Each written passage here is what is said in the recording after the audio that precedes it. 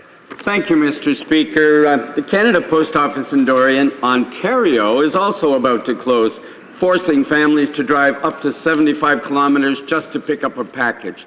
That's despite the fact that Canada Post has claimed there's a moratorium on the closure of rural post offices. Mr. Speaker, postal service is vital for rural families and especially seniors in communities like Dorian. They shouldn't have to drive almost an hour just to get to the post office. Will the minister stand up and assure Dorian families that post offices will not close? The Honourable Parliamentary Secretary.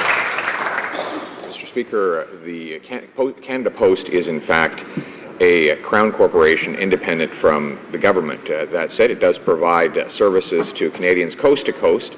Those services are provided regardless of region and without discrimination. We are not, though, going to interfere in the daily operations and management of an independent Crown corporation. Thank you. For Thunder Bay Superior North. Mr. Speaker, what kind of leadership is that? Rural Canadian communities like Dorian are being left out in the cold by Canada Post. Last year alone, despite its promised moratorium on such closures, Canada Post padlocked postal outlets in 37 different towns. Thousands of families are cut off from the rest of the country, even while Canada Post raked in $233 million in profit. Mr. Speaker, when will this minister and this government stand up for rural communities? When will it stop robbing them of their needed postal services? The Honourable Parliamentary Secretary. Well, Mr. Speaker, obviously we are standing up for rural communities. That's why this government is working to eliminate the wasteful long gun registry that has harassed farmers and hunters for far too long.